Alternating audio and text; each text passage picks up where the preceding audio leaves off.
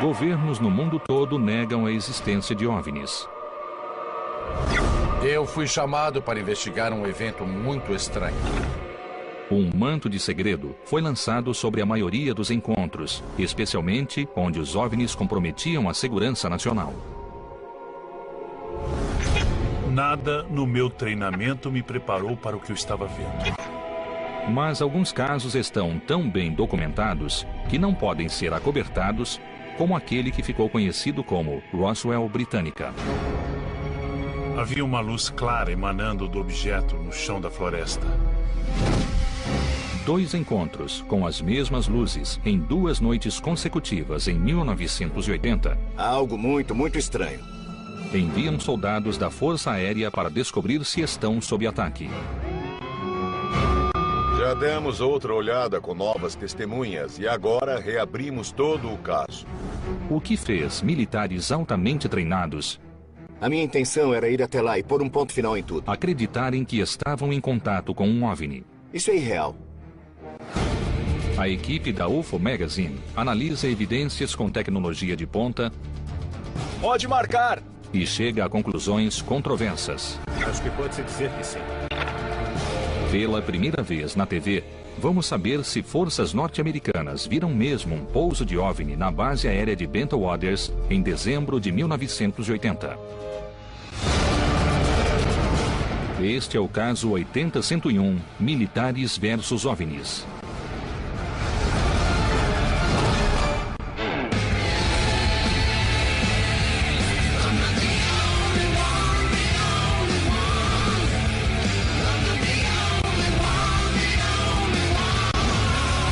Caçadores de OVNIs. Quartel-general da equipe. Havia múltiplas testemunhas e um objeto foi visto pousando em um lugar chamado Floresta de Rendlesham. Isso é demais, né? Bill e Pat acabam de retornar da Conferência Nacional de Divulgação em Washington, onde uma suposta avistagem se destacou por ter sido testemunhada por oficiais militares. Eu acho que a coisa mais impressionante sobre esta Conferência Nacional de Divulgação foram todas as evidências a respeito do pouso de Rendlesham. A avistagem de OVNI britânica mais conhecida aconteceu em 1980 e envolveu o pessoal da Força Aérea Norte-Americana de 2 bases militares do Reino Unido. Esse OVNI foi visto em 2 noites separadas e consecutivas, e isso não acontece em casos de OVNIs. E isso foi em 1980. Lembrem-se do que acontecia em 1980. Os soviéticos tinham invadido o Afeganistão. Nós estávamos ansiosos com o que acontecia na Europa Oriental. Então, o mundo estava em um impasse em relação às armas nucleares. E então foi naquele momento que esse objeto apareceu sobre a base de Bentall Waters, a base militar americana mais bem guardada de todas. Eles devem ter alguma explicação oficial para isso. Os céticos acreditam que era um farol distante, que o farol podia estar piscando à distância e que esses soldados foram de alguma maneira confundidos pelo farol e eles acharam que era um OVNI. Eu não acredito, Pat. Isso não tá certo. Esses são indivíduos altamente treinados. Como é que eles iam pensar que é um farol? Isso não faz sentido. Eu entendi, mas é isso que os especialistas têm dito nos últimos 27 anos. É uma teoria bem interessante, então vamos criar um modelo e fazer os nossos próprios experimentos. Podemos obter coordenadas dos vários locais de avistagem e desse farol e podemos obter os mapas topográficos, construir um modelo e ver se essa hipótese se sustenta. Isso seria fantástico, porque vamos provar que era um farol, que podia ser um farol ou não. De um jeito ou de outro, essa será uma prova fenomenal para ver se a teoria se sustenta. Vamos ver se é o caso. Então vamos para Rendlesham? Peguem os passaportes. Legal.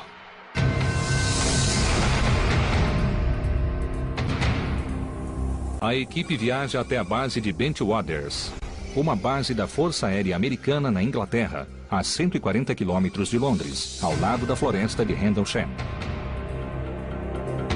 Nick, fala pra gente sobre o famoso incidente de Rendlesham. Nick Pope entrou para o Ministério da Defesa em 1985. Entre 1991 e 1994, a minha tarefa era investigar avistagens de OVNIs para o governo, para ver se havia evidências de alguma coisa significativa em termos de defesa. O Ministério da Defesa inglês investiga casos de OVNIs desde 1967. Mas encontros de militares com eles remontam a épocas anteriores. Estados Unidos, 1948. O capitão Mantell, da Guarda Nacional do Kentucky, supostamente perseguiu um OVNI. Minutos depois, ele morreu na queda de seu jato. Inglaterra, 1956. Operadores de radar da Força Aérea Britânica rastreiam vários OVNIs viajando a 19 mil quilômetros por hora. Mas o projeto Livro Azul, a Força-Tarefa de Pesquisas americana, diz que este é o caso mais concreto que já foi registrado por um radar. Segundo o projeto Livro Azul, o objeto ultrapassou um jato interceptador NF-3. Pilotos relataram ter visto luzes controladas por alguma inteligência. Na época, o incidente foi investigado, mas depois que os controladores de tráfego foram entrevistados e os pilotos também, depois que os seus depoimentos foram tomados, o caso acabou com uma grande interrogação. Bélgica, 1989. A base de Berset detecta algo no radar. 19 oficiais de polícia viram a nave. E uma das testemunhas a registrou em vídeo. O objeto triangular parecia pulsar 3 luzes potentes. Testemunhas disseram que o objeto era silencioso, exceto por um suave zunido. 2 horas e meia depois, ele desapareceu. E 4 meses depois, ele retornou. O coronel Brewer, da Força Aérea Belga, envia 2 interceptadores F-16. A estação de radar foi contatada várias vezes para perguntar se eles o tinham observado no radar. Quando os caças localizam a nave, ela acelera a 46 Gs, muito além do que o corpo humano pode suportar. E então, desapareceu. Se todos esses casos envolvendo a avistagem de OVNIs por pilotos e rastreados por radar pudessem ser estudados profundamente, eu acho que nos convenceriam da realidade do fenômeno dos OVNIs. Porque quando você tem a combinação de observadores profissionais e confiáveis e a evidência do radar para sustentar o testemunho, as evidências tornam o caso muito, muito convincente. É fácil dizer que os OVNIs são outras coisas, mas quando esses casos envolvem encontros de militares com OVNIs, a coisa muda de figura. Durante o tempo que passou no Ministério da Defesa, Pope investigou entre 200 e 300 relatos de OVNIs por ano, fazendo dele o mais experiente investigador de OVNIs do país. Eu acho que uma das avistagens de OVNIs mais importantes de todos os tempos foi o incidente da floresta de Rendlesham, que aconteceu bem aqui. Considerando todos os casos de OVNIs, esse é um dos mais significativos e o que tem mais evidências. Às vezes ele até é chamado de Roswell britânico. 26 de dezembro de 1980, meia-noite. A segurança de Woodbridge, uma base da Força Aérea Britânica, perto de Bentwaters, relatou a avistagem de uma luz na floresta de Rendlesham. De início, eles achavam que era um avião acidentado. Mais tarde, mudaram de ideia. O sargento Peniston e mais 2 oficiais fizeram a investigação. Quando chegamos ao suposto local da queda, ficou evidente que não era um acidente de avião ou outra coisa parecida que já tivéssemos visto. Havia uma luz brilhante emanando de um objeto no chão da floresta. Peniston e a equipe se aproximaram do objeto a pé, tomando notas pelo caminho. Vimos a silhueta de uma nave triangular de cerca de 3 metros de comprimento e quase 2 metros de altura. Peniston alega que havia luzes azuis e amarelas piscando na nave. Começamos a experimentar dificuldades de comunicação. O ar à nossa volta estava eletricamente carregado e dava para sentir isso em nossas roupas, em nossa pele, em nosso cabelo. Ele diz que a superfície da nave tinha símbolos de 8 centímetros de altura e 70 de comprimento. O maior símbolo era um triângulo localizado no meio. Peniston diz que se aproximou e tocou o objeto. Parecia ônix, mas a sensação era de metal. 45 minutos depois, o objeto fez manobras e decolou. Ele decolou do chão e saiu voando a uma velocidade incrível. E sumiu num piscar de olhos. Mais de 80 membros da Força Aérea testemunharam a decolagem. Não era um helicóptero? Não havia jeito de pôr nenhuma aeronave convencional na floresta. Não havia jeito de pôr um helicóptero lá. E o outro detalhe, é claro, é que essas pessoas trabalhavam em uma base da Força Aérea e eles disseram não parecia em nada com o que já tínhamos visto antes. O que eu sinto é que eu entrei no olho do furacão dos OVNIs. Havia um oficial experiente da Força Aérea que tinha experimentado uma coisa fora desse mundo. E este OVNI tinha um formato triangular. Tinha cerca de 3 metros de largura e 2 de altura. Jim Penniston chegou perto o suficiente para tocar a lateral dessa coisa e viu marcas bem estranhas no casco. Penniston desenhou os símbolos do casco da nave. A maioria é simétrica e tem linhas retas. As pessoas vêm tentando decifrar aquela escrita há anos, pensando que talvez seja egípcio, talvez hieróglifos, talvez pictogramas. É claro que existe uma mensagem lá que até hoje nós ainda não deciframos. Testemunhas afirmam que a nave deixou evidências físicas. Havia indentações no solo onde essa coisa tinha pousado. Agora estamos nos aproximando de uma área de cerca de 9 metros. Ei, isso é sinistro. Isso é estranho, sinistro. Estão vendo essas coisas no chão? Lembre que estavam no meio do inverno, o chão estava muito duro. Aquelas indentações tiveram de ser feitas por alguma coisa pesando várias toneladas. E havia 3 dessas indentações. Foram tirados moldes de gesso das indentações que, quando alinhadas, formavam um triângulo equilátero. Era quase como se essa nave tivesse descido sobre um trem de pouso, algum tipo de dispositivo parecido com um tripé. Em 1980, não havia nenhuma aeronave convencional com um trem de pouso triangular que fosse equilátero. Na noite seguinte, o coronel Hout levou 5 soldados para investigar. Eles encontraram evidências inegáveis de atividade anômala. Tinha deixado traços de evidências físicas. E testemunharam um evento alarmante. Tinha voltado.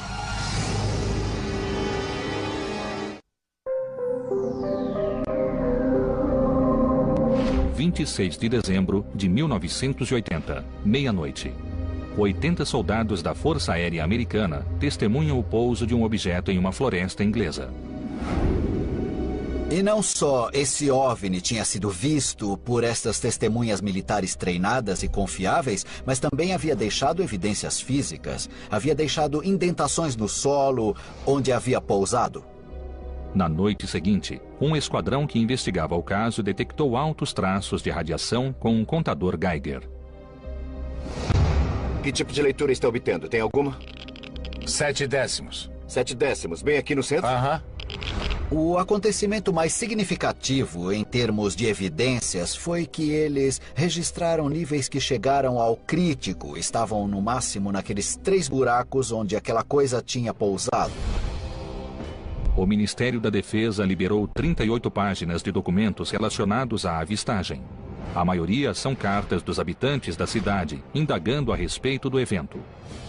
Contudo, um memorando do Ministério contém uma frase assustadora. O pessoal do serviço secreto acabou descrevendo os níveis de radiação como significativamente mais altos do que o ambiente. É absolutamente oficial. Está lá preto no branco em um documento do Ministério da Defesa, redigido por técnicos e especialistas em ciências, sim. Diferentemente de muitas histórias de OVNIs, esta tem o aval de um ministério, uma série de documentos autênticos sobre esse caso que estamos discutindo.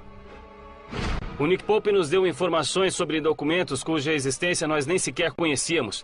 E, para mim, isso valida tudo mais ainda. Isso realmente levou a investigação a um novo nível, com certeza. Especialistas acreditam que algumas bases militares têm um longo histórico de encontros com OVNIs. Existem muitas centenas de casos de encontros entre aeronaves militares e OVNIs.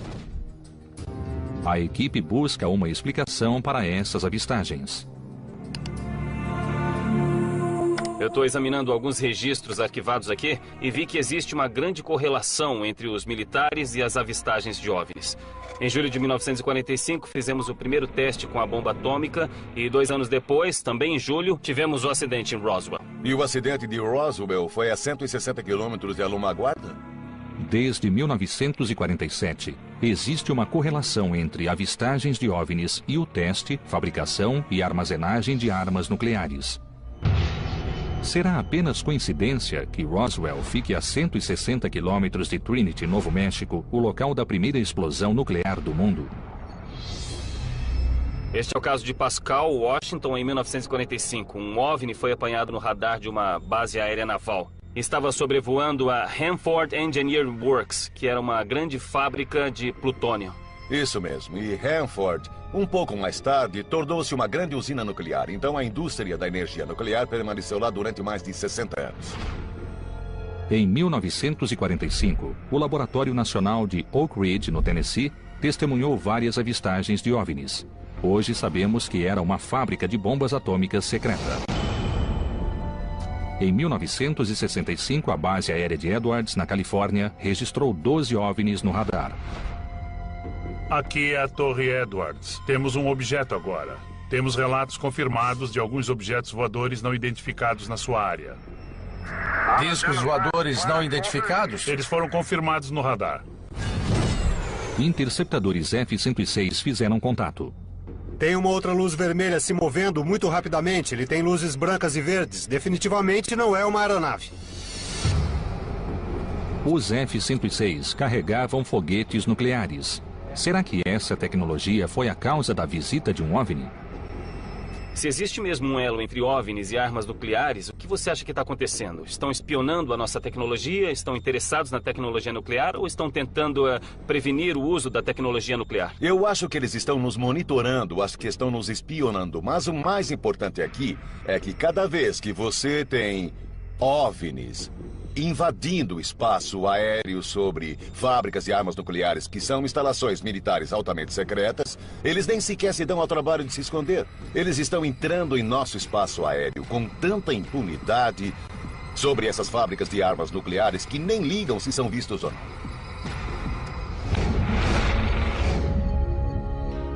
É estranho voltar aqui. Este aqui era o galpão, onde as armas eram guardadas e o escritório da base ficava bem ali. O coronel Hout era subcomandante da base na época da avistagem na floresta de Rendlesham. Mas ele não confirma nem nega a presença de armas nucleares na base. Você tem de imaginar que era ele quem estava sentado lá com o dedo no detonador nuclear, embora ele não possa admitir isso porque não pode haver armas nucleares americanas em solo britânico. Existe uma torre de vigia ao norte do prédio. Ela oferece uma vista de toda a área e da floresta de Rendlesham. A equipe se encontra com Gary Hazeltine, ex-policial militar com experiência em instalações nucleares. O caso da floresta de Rendlesham sempre me fascinou porque entre 1983 e 89 eu servi como oficial de polícia na Real Força Aérea e em 2 instalações nucleares que sempre tinham uma torre alta. E esta torre era importante porque estava acima da linha das árvores e oferecia uma vista de 360 graus.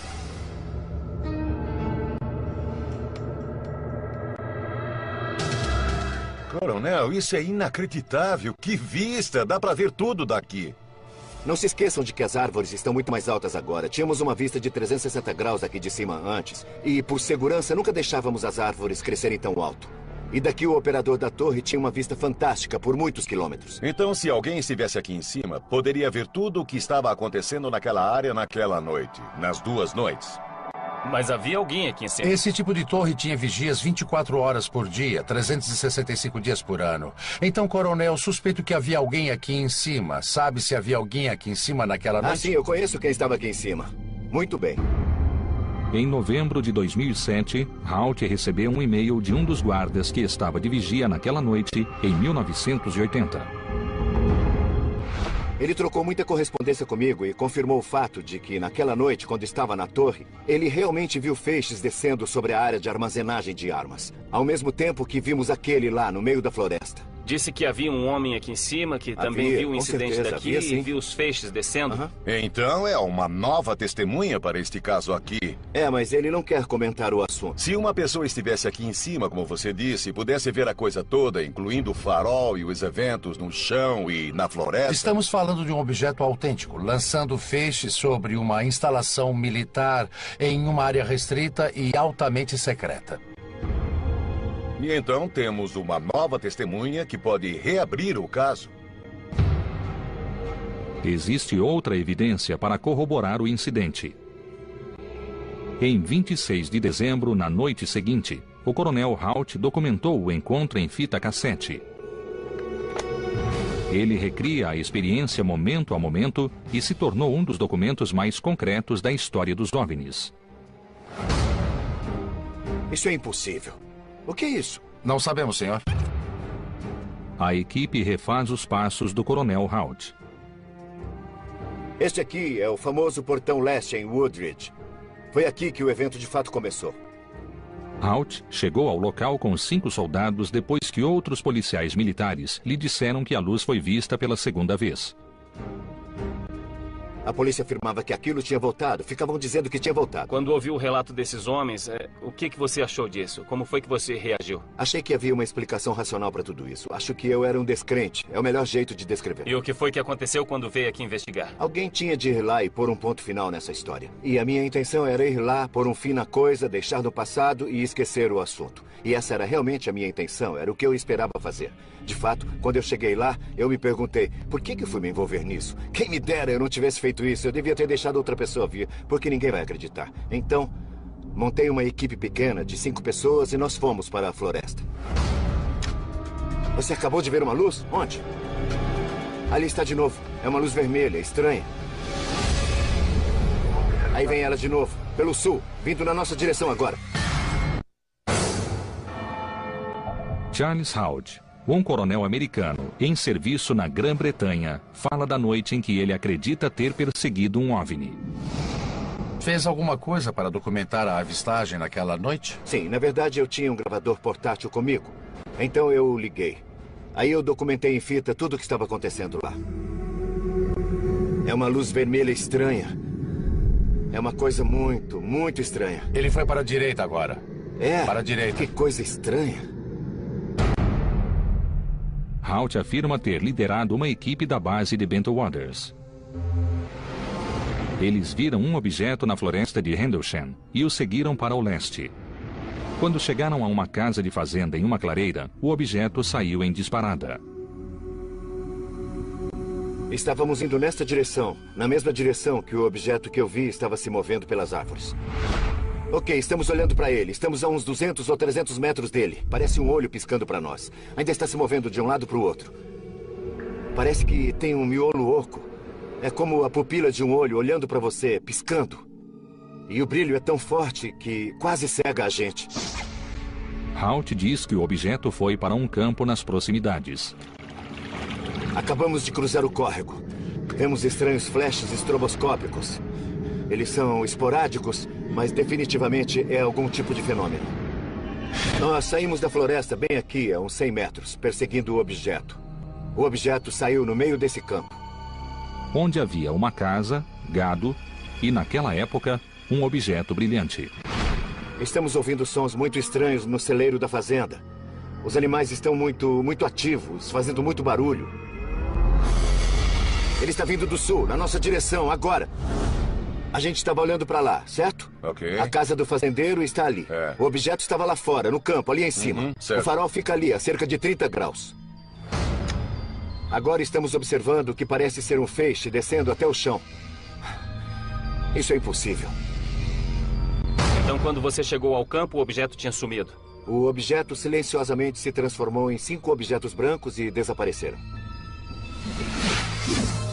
Existe a possibilidade disso ser um sinalizador?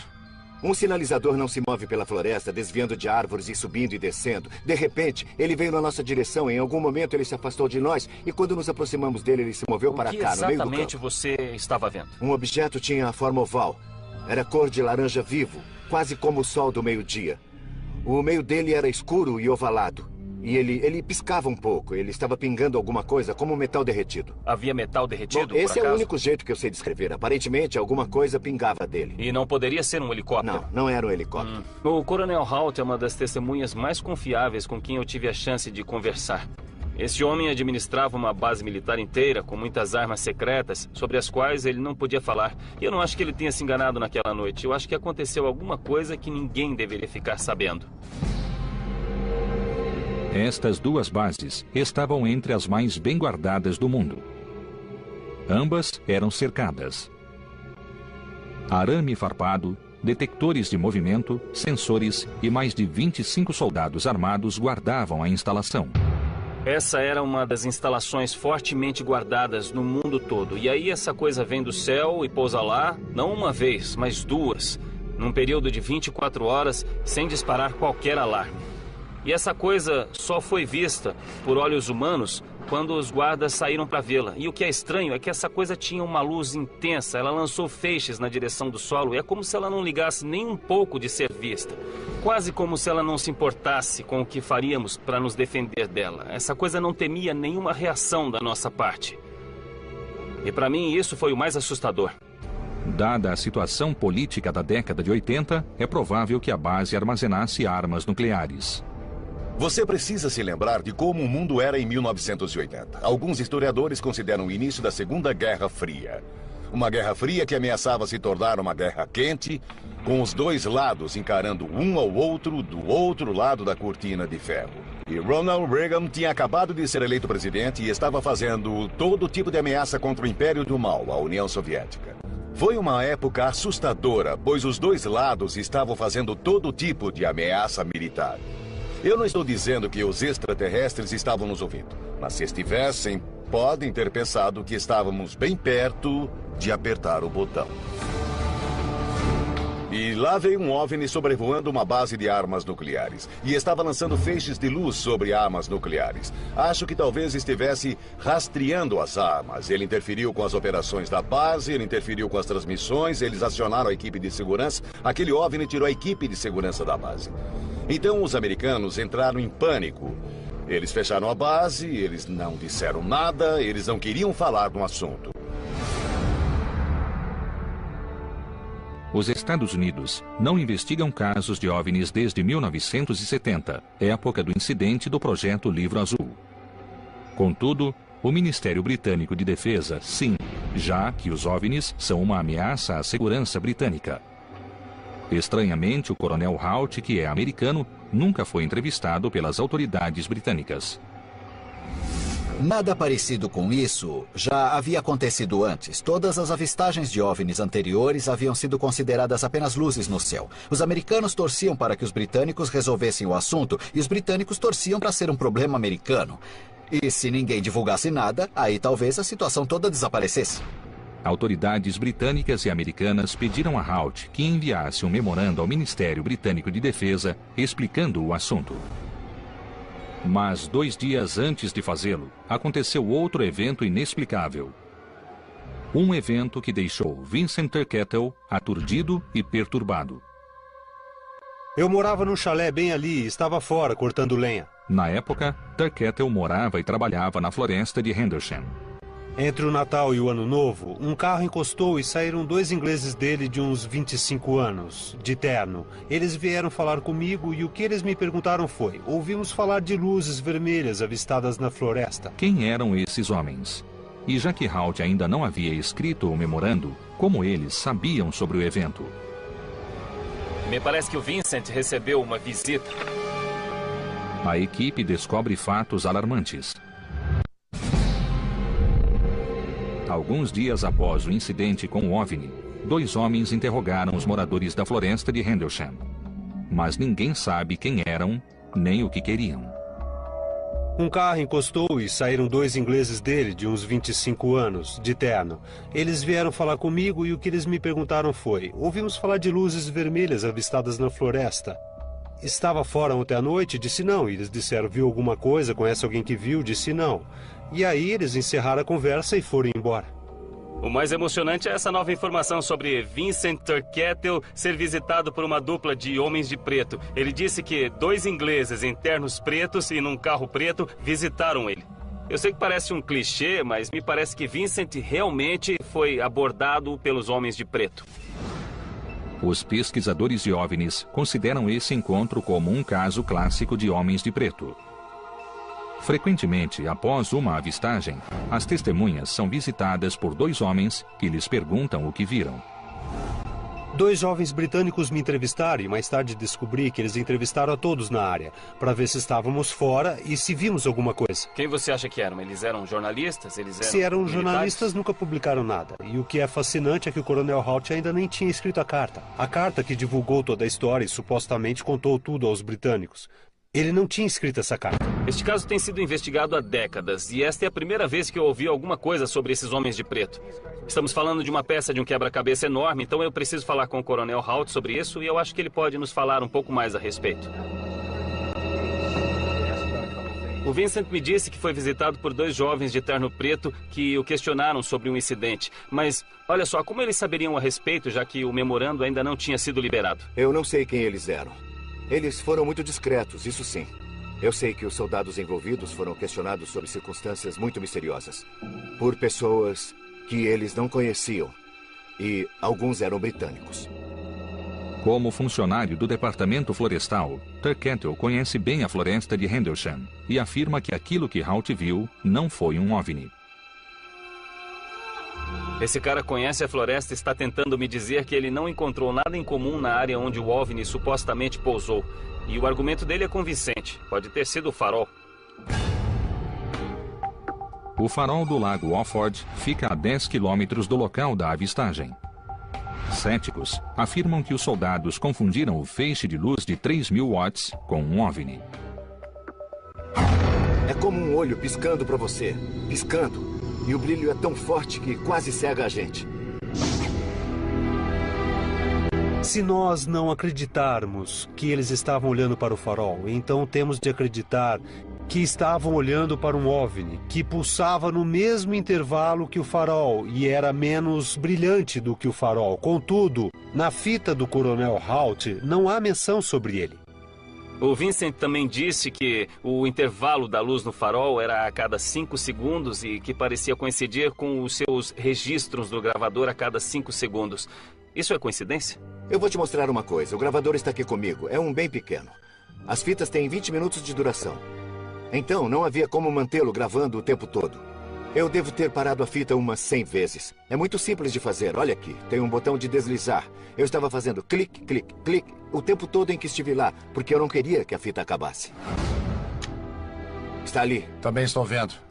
O que é? Não sabemos, senhor. É uma luz vermelha, pequena e estranha. Parece estar a cerca de 400 a 800 metros. Talvez um pouco mais longe. 6 semanas depois, Turkettle inspecionou as supostas indentações que o OVNI deixou no solo. Eu estava cruzando a floresta. O meu coração estava a mil, estava empolgado. Aí chegamos a uma área aqui onde havia um anel de gravetos numa clareira e um monte de coisas podres. Aquelas coisas marrons e mortas ali. E ele disse, é isso. Eu disse, mas são tocas de coelhos. O Vincent também tinha algo a dizer sobre as indentações do solo. Ele é da opinião de que eram tocas de coelho. Não se esqueça de que, um dia ou 2 após o incidente, o membro de um esquadrão de segurança, tenho certeza, foi até lá e criou pelo menos 1 ou 2 áreas falsas. E eles puseram muitos gravetos no chão em volta. Por que alguém faria isso? Eu não sei, para confundir as pessoas, talvez. Então é possível que ele estivesse olhando para a área errada? Eu não sei o que ele olhou. Ele disse que foi até lá 6 semanas depois. Por que alguém como o Vincent, uma pessoa que não estava lá, conseguiu tanto crédito para as teorias dele?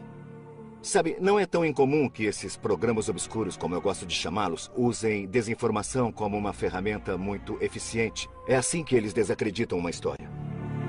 Apenas alguns dias antes que os relatos sobre o evento chegassem à Força Aérea Americana em Bento Waters, agentes do Serviço Secreto Britânico apareceram e começaram a entrevistar pessoas. O que eles estavam fazendo? Os britânicos, em algum nível do governo, deviam saber o que estava acontecendo e também o que tinham de fazer para acobertar todos esses fatos. De início eu pensei, ok, talvez pode ter sido farol, mas eu estou começando a acreditar que o Coronel Halt teve uma experiência em comum. Depoimentos conflitantes de testemunhas confiáveis sustentam a teoria do farol há mais de 27 anos. Mas será que o testemunho se sustenta diante de provas científicas?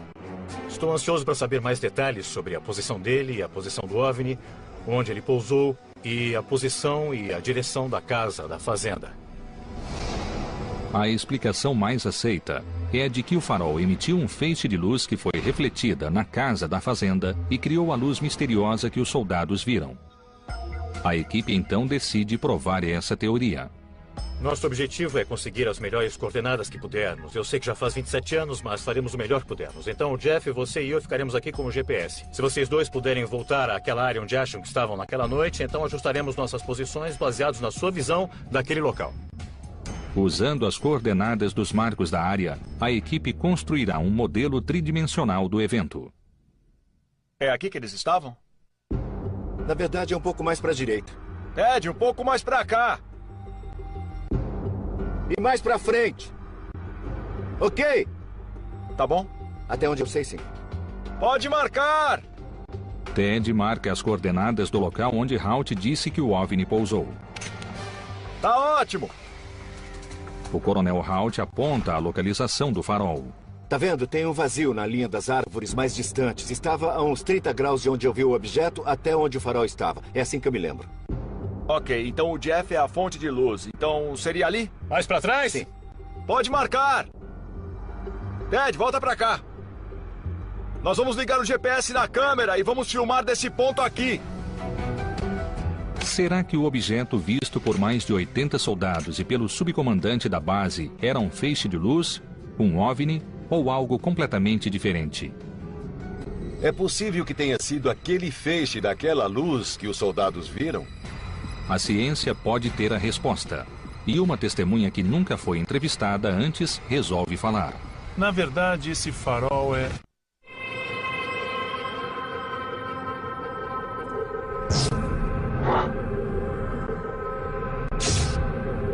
O produtor John Tyndall construiu um modelo da floresta de Rendlesham para determinar o que os soldados haviam visto. Foi um feixe de luz ou um OVNI? Não se esqueçam que estamos na floresta Rendlesham, na Inglaterra.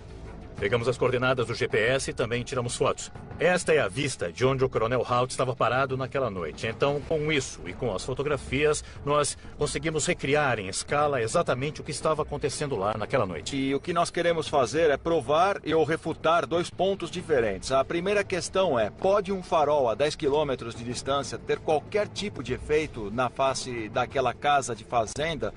E a segunda, será que o OVNI teria um efeito na face daquela casa? O que o coronel estava dizendo é que ele estava vendo reflexos por causa das janelas. Então, na miniatura, colocamos alguns espelhinhos de dentista para nos ajudar a provocar os reflexos.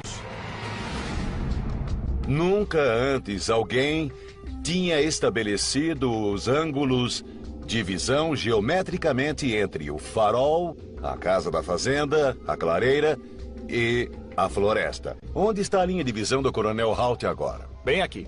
Era nessa posição que ele estava. Colocamos isso como linha de visão para obter ângulo exato do farol ou das janelas da casa. Estou vendo. Jeff, por que não traz a varinha mágica dos OVNIs aqui? Aí poderemos aproximar nessa área. O local em que o Jeff posicionou a luz é onde o coronel Halt disse que o OVNI tinha pousado. Posso ver o reflexo na janela do ponto de vista dele. E o que é interessante é que o farol é uma luz totalmente separada e não se reflete na janela. Porque não existe nenhum reflexo do farol nesta linha de visão. Você pode ver a luz diretamente, mas não vê nenhum reflexo. Mas eu não entendo como o farol entra nessa história. Boa pergunta. O farol está quase acima do horizonte e é uma ideia muito estranha de que soldados experientes ficariam empolgados com um farol à distância. Ali está ela, de novo. É uma luz vermelha estranha. Definitivamente é algum tipo de fenômeno. O segundo experimento era este. onde haveria uma fonte de luz que criasse um reflexo nas janelas da casa e nos olhos do Coronel Halt. Eu estou vendo o reflexo numa janela do objeto que supostamente é o OVNI. Então, uma luz intensa refletindo no UFO daquela posição definitivamente faria com que a casa parecesse estar em chamas, como se estivesse pegando fogo atrás da janela. É como uma pupila do olho, parece que está piscando. E a luz é tão intensa que quase cega a gente. O que eu concluí foi o seguinte: se houvesse uma luz intensa na posição que o Coronel Halt disse que havia, o ângulo de visão daquelas janelas da casa é quase ideal para se obter o reflexo mais claro do ponto de observação. Eu acho que basicamente nós fechamos a porta sobre o lago Orford ser a fonte da luz que Charles Halt viu naquela noite. Mas se foi um OVNI ou se não foi um OVNI, quem vai saber?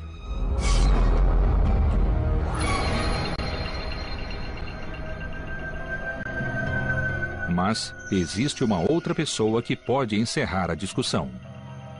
Kit Seaman é o vigia da torre do lago Orford. É possível que o feixe daquele farol foi o que os soldados que estavam na floresta viram na noite de 26 de dezembro de 1980? Se olharmos para o farol atrás de nós, veremos que ele tem uma chapa metálica bem grande atrás dele, apontando na direção de Rendlesham, que fica para lá.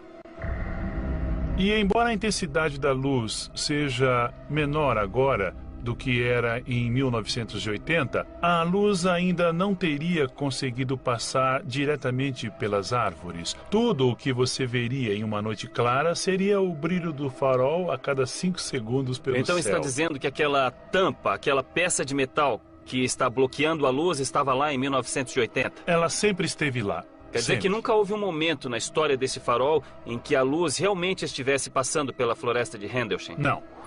Eu acho que finalmente conseguimos uma nova peça do quebra-cabeça. Segundo Kit Seaman, o vigia do farol, existe uma peça de metal na parte de trás do farol que não reflete na direção da terra, reflete na direção do mar.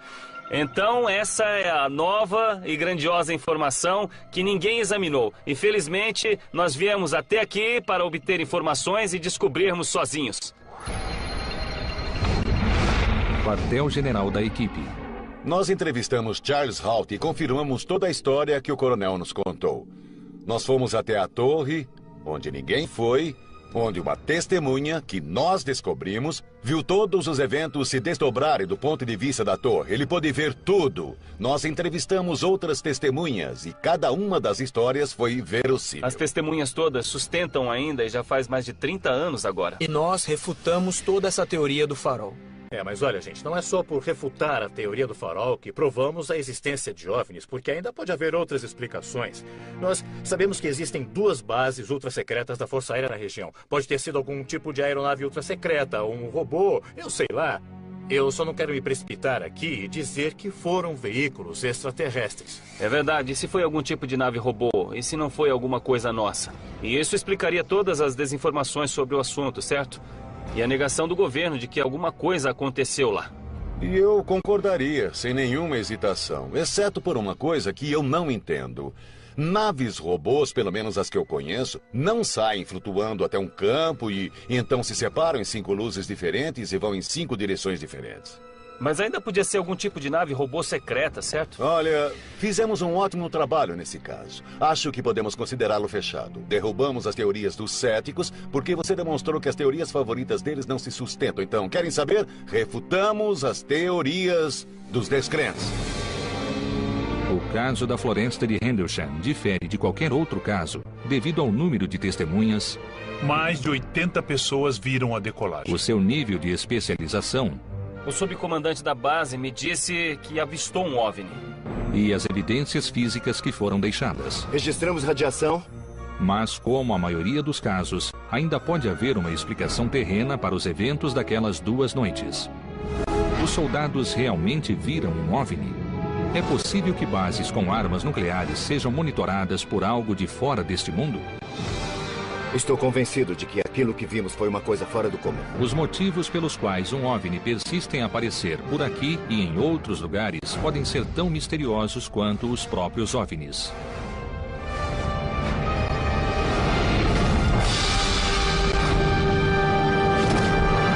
Britânico. 26 de dezembro de 1980, meia-noite. A segurança de Woodbridge, uma base da Força Aérea Britânica, perto de Bentwaters, relatou a avistagem de uma luz na floresta de Rendlesham. De início, eles achavam que era um avião acidentado. Mais tarde, mudaram de ideia. O sargento Peniston e mais 2 oficiais fizeram a investigação. Quando chegamos ao suposto local da queda, ficou evidente que não era um acidente de avião ou outra coisa parecida que já tivéssemos visto. Havia uma luz brilhante emanando de um objeto no chão da floresta. Peniston e a equipe se aproximaram do objeto a pé, tomando notas pelo caminho. Vimos a silhueta de uma nave triangular de cerca de 3 metros de comprimento e quase 2 metros de altura. Peniston alega que havia luzes azuis e amarelas piscando na nave. Começamos a experimentar dificuldades de comunicação. O ar à nossa volta estava eletricamente carregado e dava para sentir isso em nossas roupas, em nossa pele, em nosso cabelo. Ele diz que a superfície da nave tinha símbolos de 8 centímetros de altura e 70 de comprimento. O maior símbolo era um triângulo localizado no meio. Peniston diz que se aproximou e tocou o objeto. Parecia ônix, mas a sensação era de metal. 45 minutos depois, o objeto fez manobras e decolou. Ele decolou do chão e saiu voando a uma velocidade incrível. E sumiu num piscar de olhos. Mais de 80 membros da Força Aérea testemunharam a decolagem. Não era um helicóptero? Não havia jeito de pôr nenhuma aeronave convencional na floresta. Não havia jeito de pôr um helicóptero lá. E o outro detalhe, é claro, é que essas pessoas trabalhavam em uma base da Força Aérea e eles disseram não parecia em nada com o que já tínhamos visto antes. O que eu sinto é que eu entrei no olho do furacão dos OVNIs. Havia um oficial experiente da Força Aérea que tinha experimentado uma coisa fora desse mundo. E este OVNI tinha um formato triangular. Tinha cerca de 3 metros de largura e 2 de altura. Jim Peniston chegou perto o suficiente para tocar a lateral dessa coisa e viu marcas bem estranhas no casco. Peniston desenhou os símbolos do casco da nave. A maioria é simétrica e tem linhas retas. As pessoas vêm tentando decifrar aquela escrita há anos, pensando que talvez seja egípcio, talvez hieróglifo. Realmente levou a investigação a um novo nível, com certeza. Especialistas acreditam que algumas bases militares têm um longo histórico de encontros com OVNIs. Existem muitas centenas de casos de encontros entre aeronaves militares e OVNIs. A equipe busca uma explicação para essas avistagens. Eu estou examinando alguns registros arquivados aqui e vi que existe uma grande correlação entre os militares e as avistagens de OVNIs. Em julho de 1945, fizemos o primeiro teste com a bomba atômica e 2 anos depois, também em julho, tivemos o acidente em Roswell. E o acidente de Roswell foi a 160 quilômetros de Alumaguarda? Desde 1947, existe uma correlação entre avistagens de OVNIs e o teste, fabricação e armazenagem de armas nucleares. Será apenas coincidência que Roswell fique a 160 quilômetros de Trinity, Novo México, o local da primeira explosão nuclear do mundo? Este é o caso de Pascal, Washington, em 1945. Um OVNI foi apanhado no radar de uma base aérea naval. Estava sobrevoando a Hanford Engineering Works, que era uma grande fábrica de plutônio. Isso mesmo. E Hanford, um pouco mais tarde, tornou-se uma grande usina nuclear. Então a indústria da energia nuclear permaneceu lá durante mais de 60 anos. Em 1945, o Laboratório Nacional de Oak Ridge, no Tennessee, testemunhou várias avistagens de OVNIs. Hoje sabemos que era uma fábrica de bombas atômicas secreta. Em 1965, a base aérea de Edwards, na Califórnia, registrou 12 OVNIs no radar. Aqui é a Torre Edwards. Temos um objeto agora. Temos relatos confirmados de alguns objetos voadores não identificados na sua área. Discos voadores não identificados? Eles foram confirmados no radar. Interceptadores F-106 fizeram contato.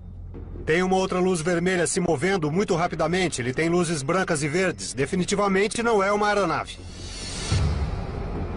Os F-106 carregavam foguetes nucleares. Será que essa tecnologia foi a causa da visita de um OVNI? Se existe mesmo um elo entre OVNIs e armas nucleares, o que você acha que está acontecendo? Estão espionando a nossa tecnologia? Estão interessados na tecnologia nuclear? Ou estão tentando prevenir o uso da tecnologia nuclear? Eu acho que eles estão nos monitorando, acho que estão nos espionando. Mas o mais importante aqui é que cada vez que você tem OVNIs invadindo o espaço aéreo sobre fábricas de armas nucleares, que são instalações militares altamente secretas, eles nem sequer se dão ao trabalho de se esconder. Eles estão entrando em nosso espaço aéreo com tanta impunidade.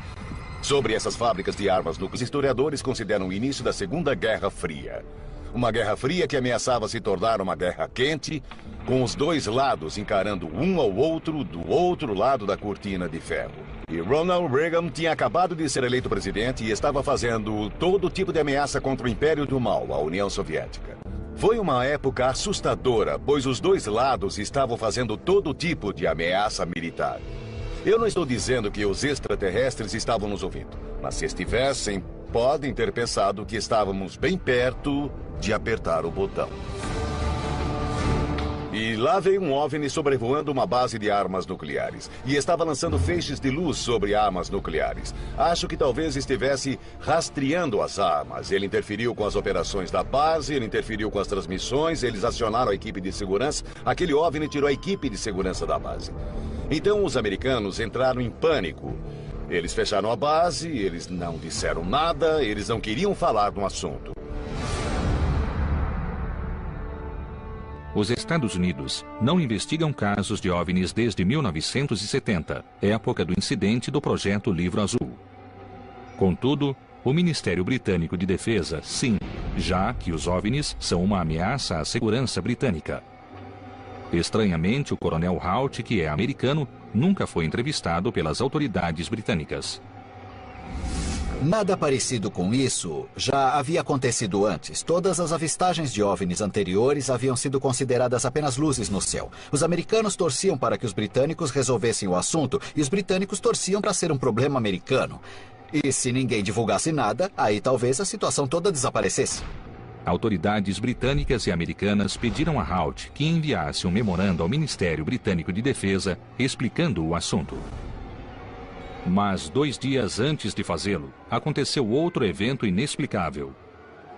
Um evento que deixou Vincent Turkettle aturdido e perturbado. Eu morava num chalé bem ali e estava fora cortando lenha. Na época, Turkettle morava e trabalhava na floresta de Henderson. Entre o Natal e o Ano Novo, um carro encostou e saíram 2 ingleses dele de uns 25 anos, de terno. Eles vieram falar comigo e o que eles me perguntaram foi: ouvimos falar de luzes vermelhas avistadas na floresta. Quem eram esses homens? E já que Halt ainda não havia escrito o memorando, como eles sabiam sobre o evento? Me parece que o Vincent recebeu uma visita. A equipe descobre fatos alarmantes. Alguns dias após o incidente com o OVNI, 2 homens interrogaram os moradores da floresta de Henderson. Mas ninguém sabe quem eram, nem o que queriam. Um carro encostou e saíram 2 ingleses dele. Mas o Projeto Livro Azul, a força-tarefa de pesquisas americana, diz que este é o caso mais concreto que já foi registrado por um radar. Segundo o Projeto Livro Azul, o objeto ultrapassou um jato interceptador NF-3. Pilotos relataram ter visto luzes controladas por alguma inteligência. Na época, o incidente foi investigado, mas depois que os controladores de tráfego foram entrevistados e os pilotos também, depois que os seus depoimentos foram tomados, o caso acabou com uma grande interrogação. Bélgica, 1989. A base de Berset detecta algo no radar. 19 oficiais de polícia viram a nave. E uma das testemunhas a registrou em vídeo. O objeto triangular parecia pulsar 3 luzes potentes. Testemunhas disseram que o objeto era silencioso, exceto por um suave zunido. 2 horas e meia depois, ele desapareceu. E 4 meses depois, ele retornou. O coronel Brewer, da Força Aérea Belga, envia 2 interceptadores F-16. A estação de radar foi contatada várias vezes para perguntar se eles o tinham observado no radar. Quando os caças localizam a nave, ela acelera a 46 Gs, muito além do que o corpo humano pode suportar. E então, desapareceu. Se todos esses casos envolvendo a avistagem de OVNIs por pilotos e rastreados por radar pudessem ser estudados profundamente, eu acho que nos convenceriam da realidade do fenômeno dos OVNIs. Porque quando você tem a combinação de observadores profissionais e confiáveis e a evidência do radar para sustentar o testemunho, as evidências tornam o caso muito convincente. É fácil dizer que os OVNIs são outras coisas, mas quando esses casos envolvem encontros de militares com OVNIs, a coisa muda de figura. Durante o tempo que passou no Ministério da Defesa, Pope investigou entre 200 e 300 relatos de OVNIs por ano, fazendo dele o mais experiente investigador de OVNIs do país. Eu acho que uma das avistagens de OVNIs mais importantes de todos os tempos foi o incidente da floresta de Rendlesham, que aconteceu bem aqui. Considerando todos os casos de OVNIs, esse é um dos mais significativos e o que tem mais evidências. Às vezes ele até é chamado de Roswell britânico. 26 de dezembro de 1980, meia-noite. A segurança de Woodbridge, uma base da Força Aérea Britânica. OVNIs, porque quando você tem a combinação de observadores profissionais e confiáveis e a evidência do radar para sustentar o testemunho, as evidências tornam o caso muito convincente. É fácil dizer que os OVNIs são outras coisas, mas quando esses casos envolvem encontros de militares com OVNIs, a coisa muda de figura. Durante o tempo que passou no Ministério da Defesa, Pope investigou entre 200 e 300 relatos de OVNIs por ano, fazendo dele o mais experiente investigador de OVNIs do país. Eu acho que uma das avistagens de OVNIs mais importantes de todos os tempos foi o incidente da floresta de Rendlesham, que aconteceu bem aqui. Considerando todos os casos de OVNIs, esse é um dos mais significativos e o que tem mais evidências. Às vezes ele até é chamado de Roswell britânico. 26 de dezembro de 1980, meia-noite. A segurança de Woodbridge, uma base da Força Aérea Britânica, perto de Bentwaters, relatou a avistagem de uma luz na floresta de Rendlesham. De início, eles achavam que era um avião acidentado. Mais tarde, mudaram de ideia. O sargento Peniston e mais 2 oficiais fizeram a investigação.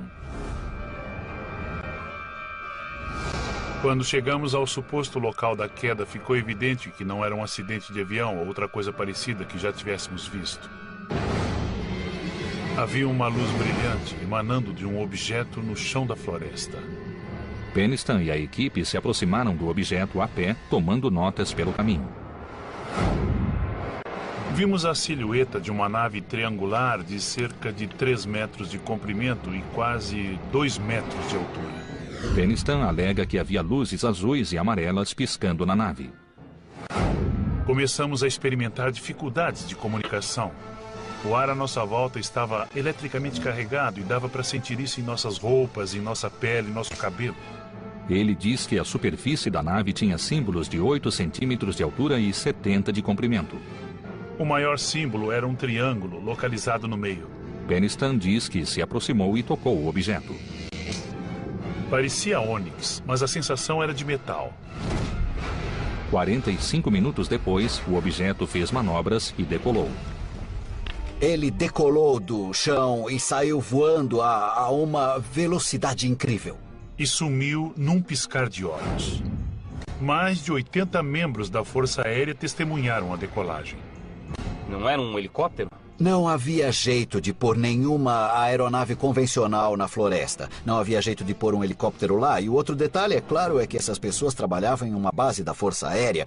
Warford. É possível. Que o feixe daquele farol foi o que os soldados que estavam na floresta viram na noite de 26 de dezembro de 1980? Se olharmos para o farol atrás de nós, veremos que ele tem uma chapa metálica bem grande atrás dele, apontando na direção de Rendlesham, que fica para lá.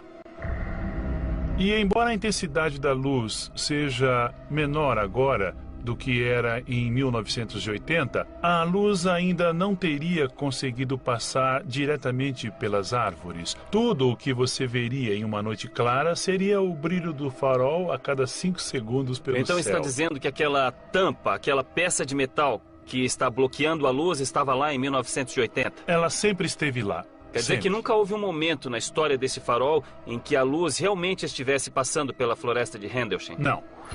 Eu acho que finalmente conseguimos uma nova peça do quebra-cabeça. Segundo Kit Simmons, o vigia do farol, existe uma peça de metal na parte de trás do farol que não reflete na direção da terra, reflete na direção do mar. Então, essa é a nova e grandiosa informação que ninguém examinou. Infelizmente, nós viemos até aqui para obter informações e descobrirmos sozinhos. Quartel-general da equipe. Nós entrevistamos Charles Halt e confirmamos toda a história que o coronel nos contou. Nós fomos até a torre, onde ninguém foi, onde uma testemunha, que nós descobrimos, viu todos os eventos se desdobrarem do ponto de vista da torre. Ele pôde ver tudo. Nós entrevistamos outras testemunhas e cada uma das histórias foi verossímil. As testemunhas todas sustentam ainda e já faz mais de 30 anos agora. E nós refutamos toda essa teoria do farol. Mas olha, gente, não é só por refutar a teoria do farol que provamos a existência de OVNIs, porque ainda pode haver outras explicações. Nós sabemos que existem 2 bases ultrasecretas da Força Aérea na região. Pode ter sido algum tipo de aeronave ultrassecreta, um robô, eu sei lá. Eu só não quero me precipitar aqui e dizer que foram veículos extraterrestres. É verdade, e se foi algum tipo de nave robô? E se não foi alguma coisa nossa? E isso explicaria todas as desinformações sobre o assunto, certo? E a negação do governo de que alguma coisa aconteceu lá. E eu concordaria, sem nenhuma hesitação, exceto por uma coisa que eu não entendo. Naves robôs, pelo menos as que eu conheço, não saem flutuando até um campo e então se separam em 5 luzes diferentes e vão em 5 direções diferentes.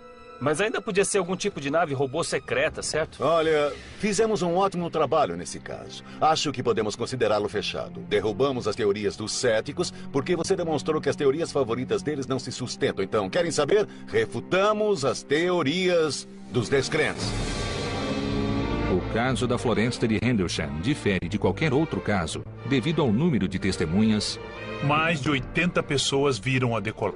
É como a pupila de um olho olhando para você, piscando.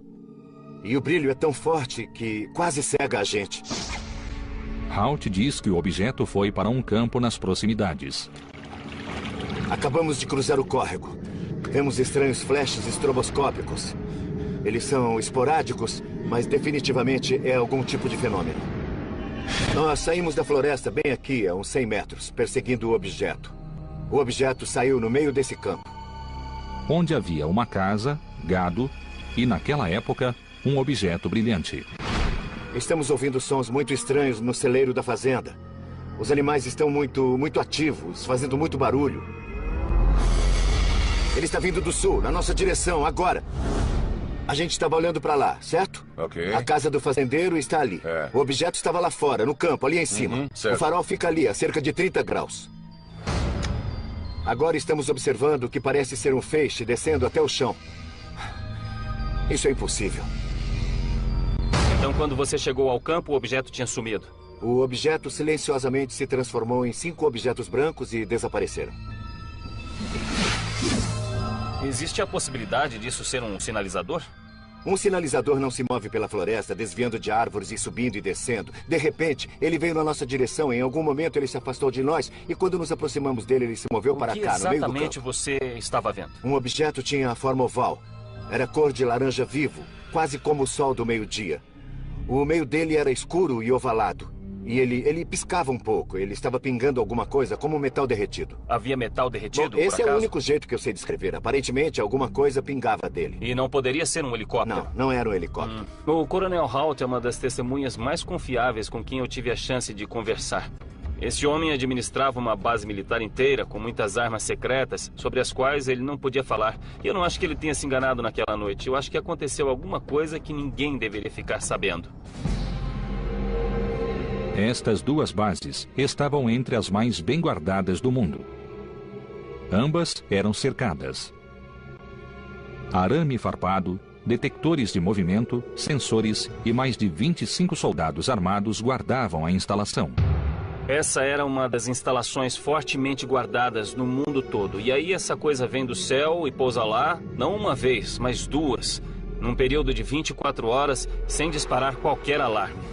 E essa coisa só foi vista por olhos humanos quando os guardas saíram para vê-la. E o que é estranho é que essa coisa tinha uma luz intensa. Ela lançou feixes na direção do solo e é como se ela não ligasse nem um pouco de ser vista. Quase como se ela não se importasse com o que faríamos para nos defender dela. Essa coisa não temia nenhuma reação da nossa parte. E para mim isso foi o mais assustador. Eles têm um longo histórico de encontros com OVNIs. Existem muitas centenas de casos de encontros entre aeronaves militares e OVNIs. A equipe busca uma explicação para essas avistagens. Eu estou examinando alguns registros arquivados aqui e vi que existe uma grande correlação entre os militares e as avistagens de OVNIs. Em julho de 1945, fizemos o primeiro teste com a bomba atômica e 2 anos depois, também em julho, tivemos o acidente em Roswell. E o acidente de Roswell foi a 160 quilômetros de Alumaguarda? Desde 1947, existe uma correlação entre avistagens de OVNIs e o teste, fabricação e armazenagem de armas nucleares. Será apenas coincidência que Roswell fique a 160 quilômetros de Trinity, Novo México, o local da primeira explosão nuclear do mundo?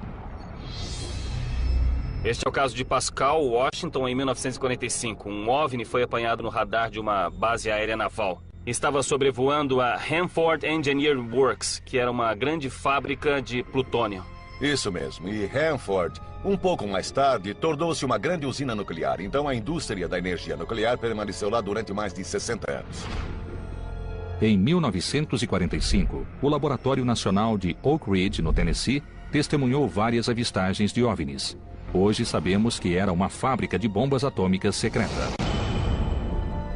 Em 1965, a base aérea de Edwards, na Califórnia, registrou 12 OVNIs no radar. Aqui é a Torre Edwards. Temos um objeto agora. Temos relatos confirmados de alguns objetos voadores não identificados na sua área. Discos voadores não identificados? Eles foram confirmados no radar. Interceptadores F-106 fizeram contato. Tem uma outra luz vermelha se movendo muito rapidamente. Ele tem luzes brancas e verdes. Definitivamente não é uma aeronave. Os F-106 carregavam foguetes nucleares. Será que essa tecnologia foi a causa da visita de um OVNI? Se existe mesmo um elo entre OVNIs e armas nucleares, o que você acha que está acontecendo? Estão espionando a nossa tecnologia? Estão interessados na tecnologia nuclear? Ou estão tentando prevenir o uso da tecnologia nuclear? Eu acho que eles estão nos monitorando, acho que estão nos espionando. Mas o mais importante aqui é que cada vez que você tem OVNIs invadindo o espaço aéreo sobre fábricas de armas nucleares, que são instalações militares altamente secretas, eles nem sequer se dão ao trabalho de se esconder. Eles estão entrando em nosso espaço aéreo com tanta impunidade sobre essas fábricas de armas nucleares que nem ligam se são vistos ou não. É estranho voltar aqui. Dias 24 horas por dia, 365 dias por ano. Então, coronel, suspeito que havia alguém aqui em cima. Sabe se havia alguém aqui em cima naquela noite? Ah, sim, eu conheço quem estava aqui em cima. Muito bem. Em novembro de 2007, Halt recebeu um e-mail de um dos guardas que estava de vigia naquela noite, em 1980.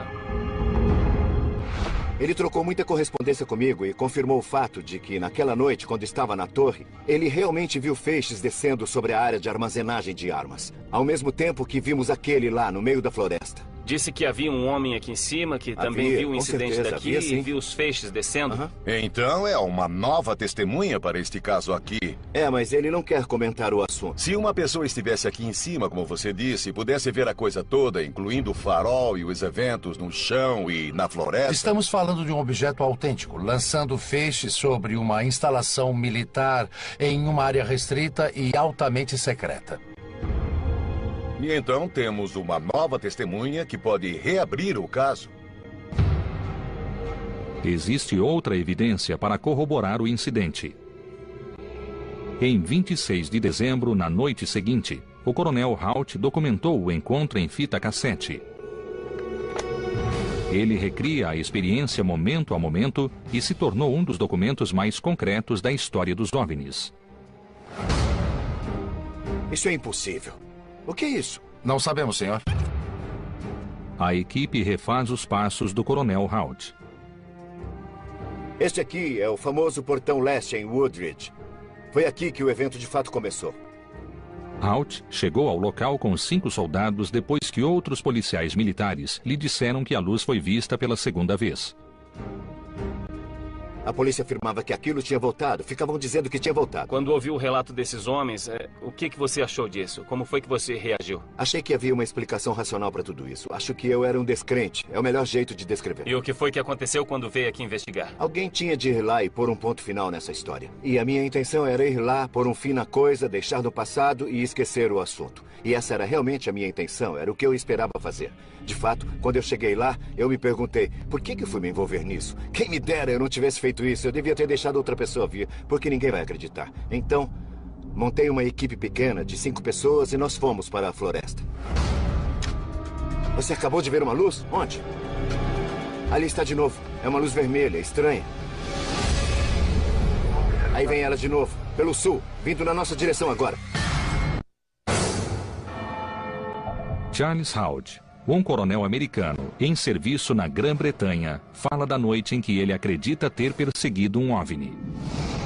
Fez alguma coisa para documentar a avistagem naquela noite? Sim, na verdade eu tinha... Naquela época, um objeto brilhante.